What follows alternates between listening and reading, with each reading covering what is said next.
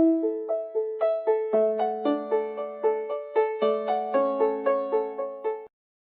శ్రీ గురుభ్యో నమ.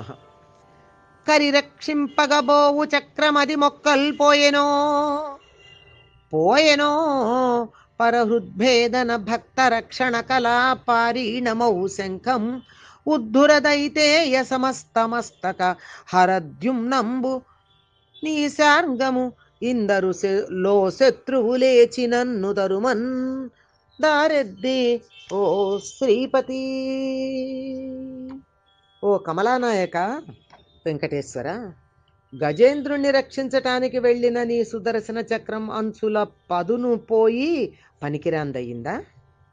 శత్రువుల గుండెలను పగలగొట్టటం, భక్తులను కాపాడటం అనే విద్యలోని నైపుణ్యంలో ప్రావీణ్యం ఉన్న నీ పాంచజన్యమనే శంఖము, గొప్ప గొప్ప రాక్షసులందరి తలలను ఖండించగల బలమున్న నీ శాంగమనే విల్లు పోయినాయా?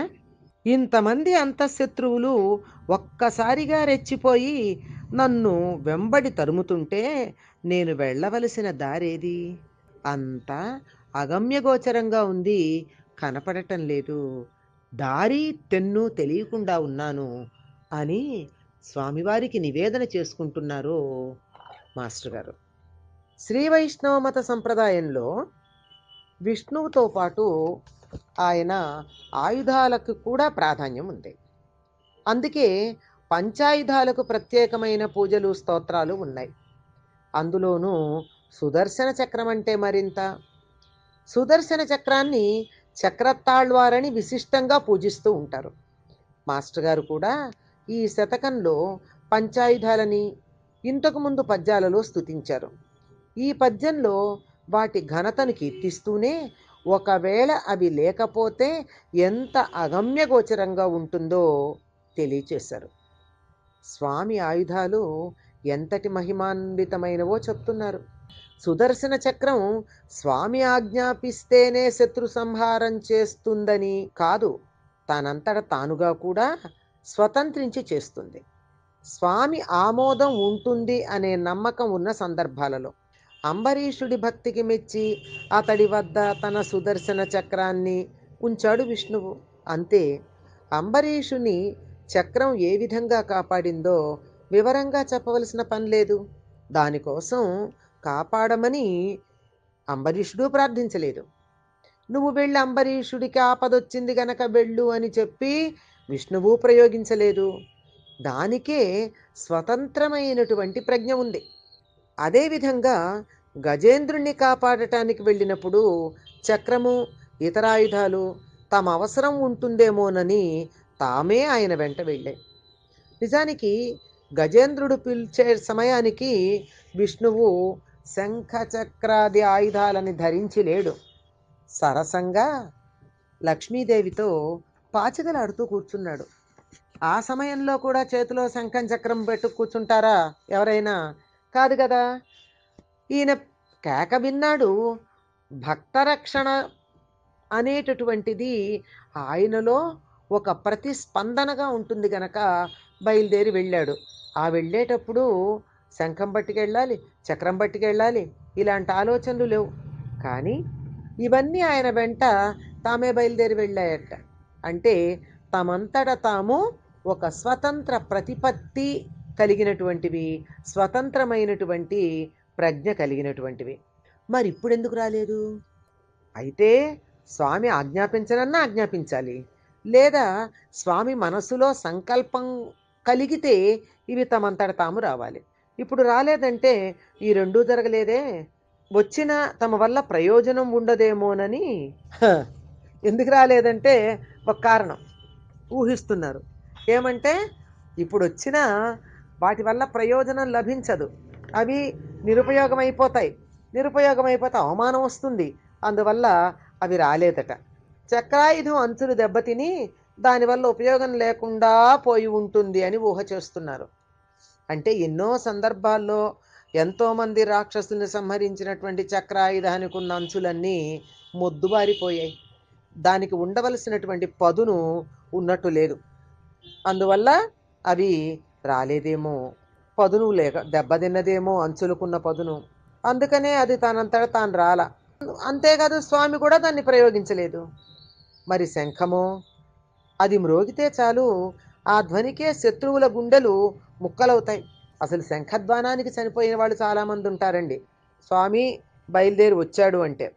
అంతటి భయంకరమైన ధ్వని భక్తులకు మాత్రం ఎటువంటి భయము బాధ కలిగించదు. ఈ సంగతిని ఆ శంఖము యొక్క ప్రత్యేకతని చెప్పిన సందర్భంలో వివరంగా చెప్పుకున్నాం కదా. అభయాన్ని, సుఖాన్ని, శాంతిని ఇస్తుంది ఆ ధ్వని. అందుకే కదా దేవాలయాల్లోనూ పూజల్లోనూ శంఖధ్వానం చేస్తారు. ఆ ధ్వనికి రాక్షస పైశాచిక శక్తులు పారిపోయి దైవీ శక్తులు జాగృతమై ధ్యానానికి పూజకి అనుకూలమైన వాతావరణం ఏర్పడుతుంది. రాక్షసులు కూడా సామాన్యమైన వాళ్ళు కారే, అపరిమితమైన బలం కలిగిన వారు. మామూలుగానే బలం ఎక్కువ ఉంటే ఏమంటాం, రాక్షస బలం అంటూ ఉంటాం. అటువంటి వారి కంఠాలని తెగగొట్టాలంటే బాణం వేసేవారితో పాటు విల్లు కూడా బలిష్టంగా ఉండాలి, బాణం కూడా పదునుగా ఉండాలి. వేసేవాడు గొప్పవాడయ్యి చేతిలో ఉన్న విల్లు సరిగ్గా మంచిది కాదనుకోండి, ఫలితం ఉంటుందా? ఫలితం ఉండదు. విష్ణుమూర్తి చేతిలో ఉన్న శార్ంగము అనే విల్లు అంతటి బలిష్టమైనది.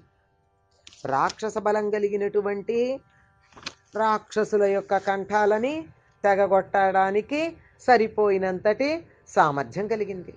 చక్రం మొక్కపోయింది అనుకుంటే ఈ శంఖాన్నో విల్లునో ఉపయోగించవచ్చు కదా అని అనిపిస్తుంది. తన దైవం వాటిని కూడా ప్రయోగించలేదంటే అవి ఆయనకు అందుబాటులో లేవేమోనని, లేదా పోయి ఉంటాయేమో అని అనుకుంటున్నారు భక్తుడు సాధకుడు అయిన మాస్టర్ గారు. బాగుందండి. చక్రానికి ఉన్నటువంటి పదును పోయింది గనక ప్రయోజనం లేదు.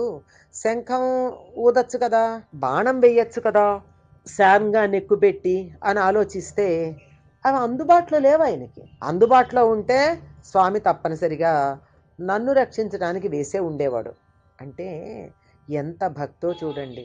భగవంతుడు తనని రక్షించటానికి రాకపోవడానికి ఆయనకి తన మీద దయలేకపోవడం కాదు కారణం, సాధన సంపత్తి అందుబాటులో లేకపోవడము అనే స్వామిని తప్పు పట్టకుండా దానికి ఒక కారణాన్ని వెతికి స్వామి తనని నిర్లక్ష్యం చేయడాన్ని సమర్థించారు. భక్తి యొక్క పరాకాష్ట కాదండి ఇది. తను ఎవరిని ఆశ్రయం కోరుకున్నారో, శరణు వేడారో, ఆ శరణు వేడినటువంటి వాడు తనని రక్షించలేదంటే దానికొక కారణాన్ని వెతుక్కున్నారే కానీ ఆయనకి దయలేదు అని అనుకోలేదే. లేదా పైకి సమర్థించటం ఉన్నా మరొక వైపు గట్టిగా నిగ్గదీసినారే, శంఖం లేదా, చక్రం లేదా అని. అంటే మామూలుగా శంఖం చక్రం లేవేమో అని ఒక అర్థం. శంఖం లేదా, చక్రం లేదా అంటే ఉన్నాయి కదా, ఏం చేస్తున్నావు, ఉపయోగించలేదే అని గట్టిగా నిగ్గదీయటం ఒకవైపు ఉంది. అంటే అటు సమర్థించిన, ఇటు నిగ్గదీసిన ఏముండాలి, ప్రేమ చనువు ఉండాలి. భగవంతుడి పట్ల అత్యధికమైన ప్రేమ ఉంటే తప్పు పట్టము, చనువు ఉంటే ఎందుకు చేయలేదు అని డబాయిస్తాం. లేదా అండి, ఎలా చేయలేదు, మన వాళ్ళు దైవాన్ని ఎన్ని రకాలుగా ఇలా డబాయించిన వాళ్ళు లేరు. ఏమైనా అడిగారు, రామదాస్ సంగతి లేదండి మనకి, ఎవడబ్బా సుమ్మని కులుకూచు తిరిగేవు రామచంద్ర అని అడిగాడు కదా. ఏమయ్యా, ఎందుకలా కులుకుతూ తిరుగుతున్నావు, ఎవరిచ్చారు నీకది, ఏమమ్మా నేను జయించాను, నన్ను రక్షించాలని ఆలోచన లేదా అని డబాయించాడు. అదేవిధంగా మాస్టర్ గారు కూడా అంత గట్టిగా కాదు కానీ శంఖం చక్రం ఉండాలిగా అని అడిగారు. లేవా అన్నారు. కారణం ఏదైనా రక్షణ లేకపోవడంతో శత్రువులు విజృంభించి నిలవనీయటం లేదు. ఏమో కారణాలు ఎన్నన్నా చెప్పచ్చు కానీ విషయం ఏమైంది, ఎప్పుడైతే రక్షణ లేదో శత్రువులు వచ్చేశారు. వాళ్ళు ఎక్కడి నుంచో వస్తారా, లేదు, లోపలే అంతరంగంలోనే ఉన్నారు కదా. ఇన్నాళ్ళు ఏమిటి, అదుపు ఉండేటప్పటికి బయటికి రాకుండా లోపల ఉండిపోయారు. ఎప్పుడైతే అదుపు చేసేటటువంటి రక్షణ వ్యవస్థ లేదో లోపల నుండి విజృంభించి బాగా ప్రకటమవుతున్నారు. ఎవరు వీళ్ళు, ఇంటి దొంగలు. ఇదే కదండి మనకు మాట అంటారు, ఇంటి దొంగని ఈశ్వరుడైనా పట్టలేడు అంటే అర్థం ఏమిటి, ఇంటి లోపల ఉన్నవాళ్ళు. లోకులందరూ కూడా ఇల్లను చీకటి నూతి లోపలంద్రెళ్ళక చెప్తాడు కదా ప్రహ్లాదు. ఇల్లు అనే చీకటి లోపలే నూతి లోపలే ఉండిపోతున్నాం మనం. ఈ ఇంటి లోపల ఉన్నారు కదా ఈ దొంగలు, వీళ్ళని వెతికి పట్టుకోవడం చాలా కష్టం. బయట ఉన్న వాళ్ళనైతే పట్టుకోగలుగుతాం కానీ లోపల ఉన్న వాళ్ళని ఎట్లా పట్టుకుంటామండి? దొంగ బయట ఉంటే వెతుకుతాం, కానీ లోపలే ఉంటే నా వీపు నాకు కనపడదే, నా లోపల నాకు కనపడదే. అదేవిధంగా చూపు బయటికే ఉంటుంది తప్ప లోపలికి ఉండదు. అందుకే లో చూపు అలవాటు చేసుకోవాలని చెప్పారు. కనుక లోపల ఉన్నారు వీళ్ళెవరట? కామ క్రోధ లోభ మోహ మద మాత్సర్యాలు, ఈ ఆరుగురు లోపలే ఉండి అవకాశం చూసుకుని పొంచి ఉండి ఉండి ఉండి ఉండి ఇంత వీలు దొరికితే విజృంభిస్తారు. వాటి నుంచి స్వప్రయత్నంతో తప్పించుకోవడం మహామహులకే సాధ్యం కాదు. మనకి తెలుసు కదండి, విశ్వామిత్రాది మహర్షులందరూ చేసినటువంటి పనిని కనుక మనం గమనించినట్టయితే వాళ్ళు కామానికి మోహానికి ఎన్నింటికి లొంగిపోలేదు. మనమెంత ఎలాంటి వాళ్ళకైనా ఇవి చాలా కష్టం, వీటిని అదుపులో పెట్టుకోవడం. మరి మరో మార్గం లేదా అంటే ఉంది, శరణాగతి. తనంతట తాను ఎన్నుకున్న దారి అయితే ఎదురయ్యే సమస్యలు పరిష్కరించుకునే బాధ్యత మనదే అవుతుంది. నేను ఈ దారిలో పెడతాను అని అనుకున్నాం అనుకోండి, ఆ దారిలో వచ్చేటటువంటి సమస్యలన్నీ నేనే చూసుకోవాలి. రాళ్ళు వచ్చినా పక్కకు పెట్టుకోవాలి, ముళ్ళు వచ్చినా సర్దుకోవాలి, ఎత్తు పల్లాలుంటే జాగ్రత్త పడుతూ వెళ్ళాలి. అదే పెద్దలు వేసిన దారిలో పెడుతున్నాం అనుకోండి, వాళ్ళే దారి బాగు చేస్తుంటారు. ఒకవేళ ఎక్కడన్నా ఇబ్బంది ఉంటే ఏమిట్లా చేశారు అని వాళ్ళని మనం అడిగేటటువంటి అవకాశం ఉంది, బాగు చేయమని ప్రార్థించేటటువంటి వీలుంది. మన లోపల ఉన్నటువంటి ఈ శత్రువులు మనం ఓ పక్కకి దాచి ఉండమన్నాం, వాళ్ళని తీసేయడం చాలా కష్టం. వాటిని మళ్ళించచ్చు కానీ తీసేయడం కష్టం. అందుకని వాటిని అలా పెట్టినప్పుడు అవి ఎలా ఉంటాయంటే, అవి శత్రువులన్న సంగతి కూడా మనకి తెలియదండి. నాకు ఫలానా వస్తువు అంటే ఇష్టం, ఎంత బాగుంటుందో నాకు నేను దాన్ని ఇష్టపడుతున్నాను 10 మందికి చెప్పుకోవడం, ఇష్టమైన దాన్ని సాధించటం, సాధించాక నేను సంపాదించానని అందరికీ చెప్పుకోవడం, అన్నీ బాగానే ఉంటాయి మాకు. కానీ అదేమిటి, అది నాకు శత్రువు అన్న సంగతి తెలియదు. ఇవన్నీ మిత్రులలాగా వచ్చి మన మీద పెత్తనం చేసేటటువంటి శత్రువులు. ఏమిటవి? కామ క్రోధ లోభ లోభ మద మాత్సర్యాలు. వీటి నుంచి తప్పించుకుని, అంటే అవి మన పెత్తనంలో ఉండి మనం వాటి పెత్తనంలో మనం లేకుండా ఉండాలి అంటే మనకి దారి చూపించవలసినటువంటి వాడు భగవంతుడు మాత్రమే. ఆయన మార్గదర్శనం చేసినప్పుడు బరువు బాధ్యతలు ఆయనవే అవుతాయి కనుక తెలివిగల వాళ్ళు చేసేటటువంటి పని అదేనండి. భగవంతుని శరణు వేడి నాకు దారి చూపించమంటాం. నువ్వు చూపించిన దారిలో నేను పెడుతున్నా, తప్పులు నా వల్ల జరగకుండా చూడవలసిన బాధ్యత కూడా నీది. మన చదువులు సాధన అన్నీ కూడా ఇటువంటి నిర్ణయం తీసుకోవడానికి మనని సిద్ధపరిచేవి మాత్రమే. ఏ దారిలో వెళ్ళాలో నువ్వే చెప్పంటే నువ్వు చెప్పిన దారిలోనే పెడతాను నేను అన్నారు కదా. నువ్వు చెప్పిన దారిలో పెడతాను అనే నిర్ణయం నేను చేసుకునేటట్టుగా నన్ను సంసిద్ధం చేయడానికి మన చదువులు మన సాధన ఉపయోగపడతాయి అని పెద్దలు చెప్పేటటువంటి మాట. పరమమైన భక్తి, శరణాగతి అనేటటువంటివి ఈ రెండు ఈ పద్యంలో శిష్యులందరికీ ఏ విధంగా ఉండాలో తెలియచెప్పారు. నన్ను రక్షించలేదు అంటే రక్షించే అవకాశం లేదంతే తప్ప నీకు ఉద్దేశం లేదని కాదు అనే భక్తి భగవంతుడి మీద మనం పరిపూర్ణంగా పెంపొందించుకుని ఉండవలసినటువంటి అవసరం ఉంది అన్నారు. అటువంటి భక్తి ఉన్నప్పుడు మన ఉద్ధరణ భగవంతుడే చూసుకుంటాడు.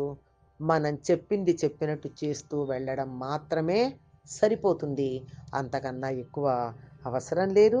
దీన్నే కైంకర్యము అంటారు, ప్రపత్తి అంటారు. ఈ రెండిటికి మూలం శరణాగతి చేయడం. దాని గురించి ఇందులో బాగా వివరంగా చెప్పడం జరిగింది. అలా మనకి మార్గదర్శనం చేసినటువంటి, మనం వెళ్ళవలసిన దారిని చూపించినటువంటి మాస్టర్ గారికి నమస్కారం చేసుకుంటూ, యకిరాలకులాంబోధి విధుమానందరూపిణం అనంతార్యతనూజాతం కృష్ణం వందే జగద్గురుం శ్రీకృష్ణమాచార్యమనంతపుత్రం సత్సాధుమిత్రం కరుణార్ద్రనేత్రం గురుం గురూణాం పితరం పితॄణాం అనన్యశేషశరణం ప్రపద్యే అనన్యశేషశరణం ప్రపద్యే అనన్యశేషశరణం ప్రపద్యే. స్వస్తి.